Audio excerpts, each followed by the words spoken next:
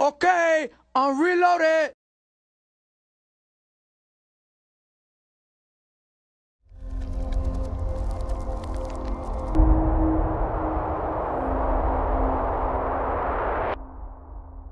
I'm the greatest bodybuilder ever. And one tough son of a bitch.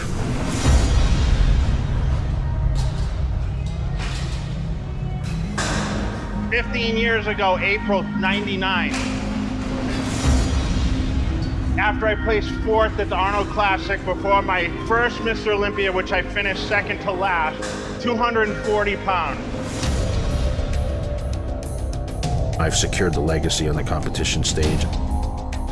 I've done it, I've lost it, I won it back. It's not about how many times you win it, it's about the fashion you win it in.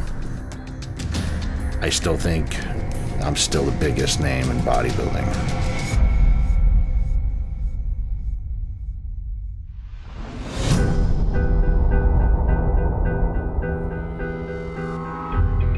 You hear the stories about someone becoming a bodybuilder because they were short or they were picked on or this and that. That wasn't never the case with me. For me, it was doing things at the fullest, which I learned through my whole life. If you're gonna do something, you're gonna do it all the way. I thought, okay, I'm gonna be a bodybuilder and I'm gonna take it as far as I can take it. Cutler! It was about me getting on the stage and just showing my physique. And it'd be like asking me, who's your favorite bodybuilder? I really don't have one. Cutler is my favorite bodybuilder, of course. He's the greatest of all time. I'll tell you, Cutler's the greatest of all time. I have something that a lot of these guys don't have, and I don't even have to know them to know that they don't have it, because it's very rare.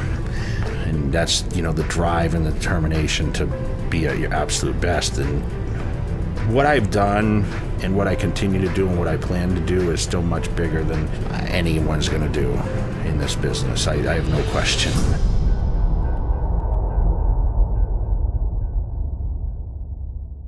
You know, when you think you've seen someone work hard, like, oh man, he works hard. And then you meet someone like Jay and you're like, this is a whole nother ball game. Like, the game kind of changed. After, you know, obviously what we do every day here, he also has to go out and travel every week. He has to speak to other people. He has to, you know, he's an ambassador for the sport. So him being, you know, technically my mentor, like, obviously we're friends, but I look at him more as like, you know, a mentor and someone who's guiding me, because I can tell you in the time and a lot of time that we've been together, the stuff that I've learned is kind of priceless.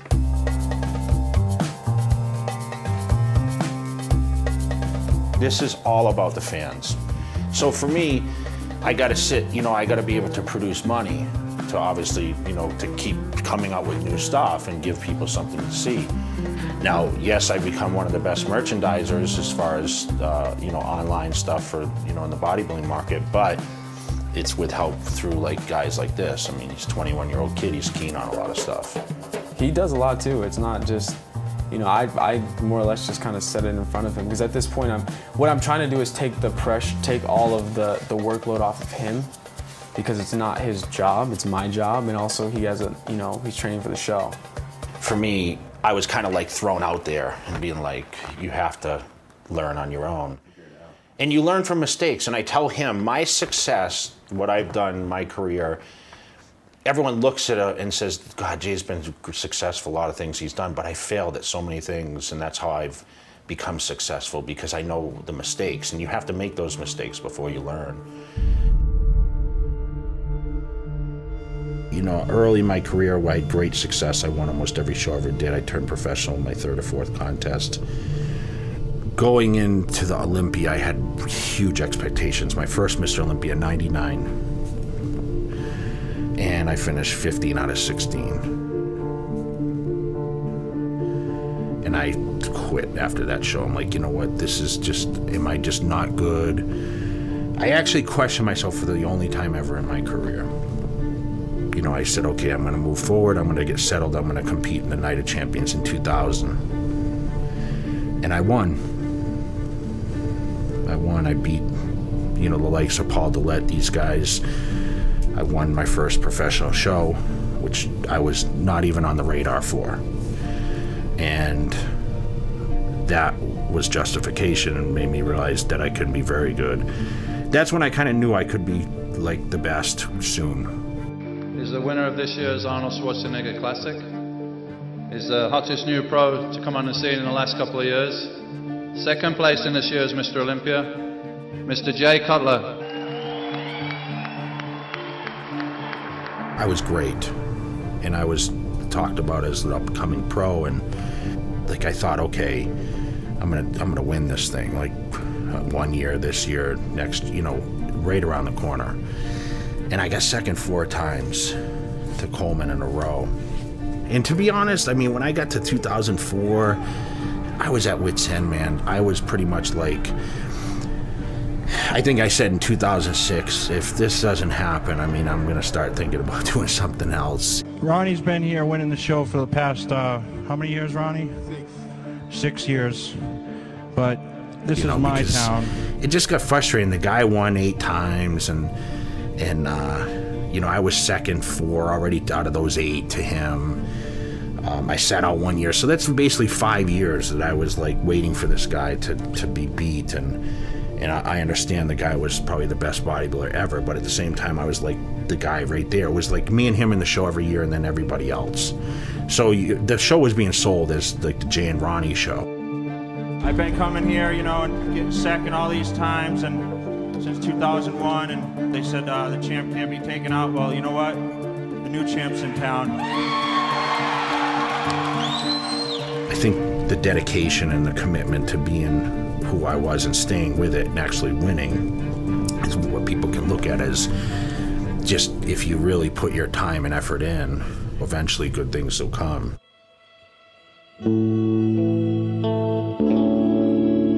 I think pretty much I've secured the legacy on the competition stage. I really don't have any real specific goals as far as my physique. It's more on the aspect of the legacy of Jay Cutler and where it's going to go from here. Once you win the Olympia, I always tell people, it's not about how many times you win it, it's about the fashion you win it in. So for me, I won, you know, I beat the greatest guy of all time. You know, I lost the title and I came back and won when no one thought I could do it. I'm pretty satisfied with the way things have gone and continue to go, and what the future holds at this point. For me, what I learned all along is the only real money I made that stayed was money I invested in myself. And through even the small stuff, like the videos, which at the time were huge. You know, I did like a trainer site, which didn't end up doing what it could have, but I didn't have to put a ton of money into it. You know, the signature items, like, you know, the Jay Cutler shaker cup and the fat grips and things that I chose to endorse. You know, the belt line was chic with the Jay Cutler signature belt.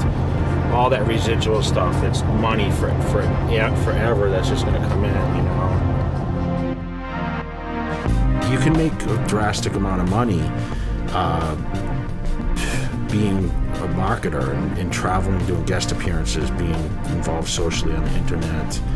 You know, I had my clothing line, and I did things that no one ever did, the DVDs, and I was kind of the leader of all that stuff, and becoming an endorser I made up so many endorsements. I mean, I created magazine. I was the first one ever to be contracted by any magazine. I was contracted by Flex and Muscular Development at the same time. I was the first one ever with both those magazines.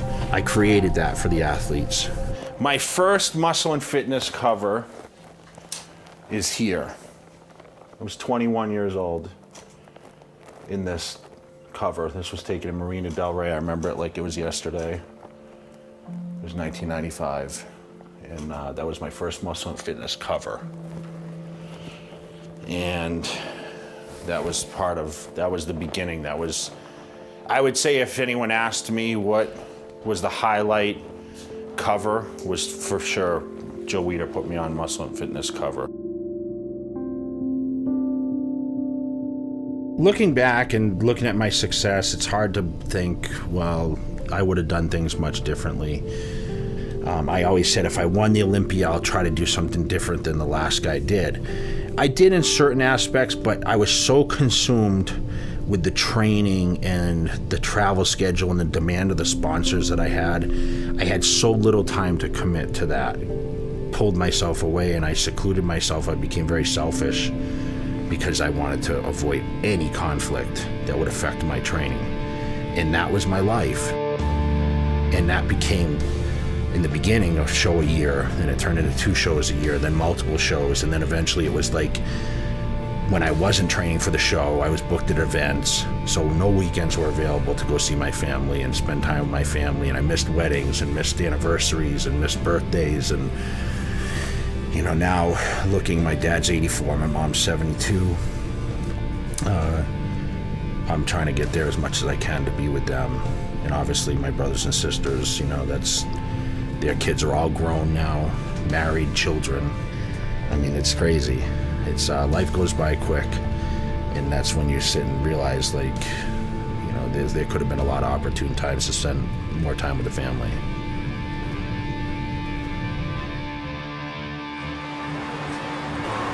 You know, that's how I'm so successful, is cut out anything. I can cut things in a minute. I can be your best friend, talk to you on the phone every day. And people used to be like, what happened to you? You disappeared. I haven't talked to you. I'm training for a contest, man. They're like, well, why didn't you say anything? You're like, it's one day it just stops. I said, that's how it works. You know, I told you, when the phones go off, when this training starts, you know, I don't answer the telephones. I don't have time to talk about what's going on outside of the gym in my house and training for this competition. It's just the competitive nature of an athlete. You know, I wish I had the answer for what the future brings. I have an idea. It involves a lot of work, but it's definitely a more mature stage. I mean, I think the competitive side's slowing down. I can't say when necessarily that's going to end, but I know my focus today is stepping into my job and stepping out. I know, you know, my training has gotten a little more loose. I'm a businessman. I'm not just a bodybuilder anymore. I'm not just zoned in on winning Mr. Olympia titles anymore. I've done it. I've lost it. I won it back. Yeah, I'd like to win one more, but I realized that to keep a level base and to keep moving forward and to have success where I want to go now, not just on the stage but off the stage, it's necessary to find more balance, and that's what I'm focused on. And that's every day moving forward. There's never going to be a day that passes that I'm going to step out and people aren't going to know who Jay Cutler is. I don't see it ever happening. You know, I've been a 4-time champ, you know, and I've been 6-time runner-up. And I'm the greatest bodybuilder ever.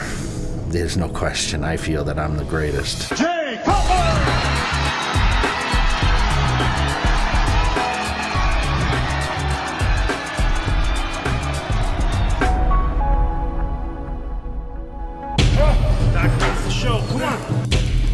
Let's go, Jay, come on. Suck it up, suck it up, suck it up, suck it up. Mentally, you have to be, I think, a little crazy. People approach me and they say, Jay, what's the secret? What's the secret? What's the secret? I don't like to eat anything. If you ask me what my favorite food is, I don't have a favorite food. I don't look forward to any meal at all. You're a living legend. That's what's amazing about what I do. And I'll tell you, Jay Cutler's the greatest of all time.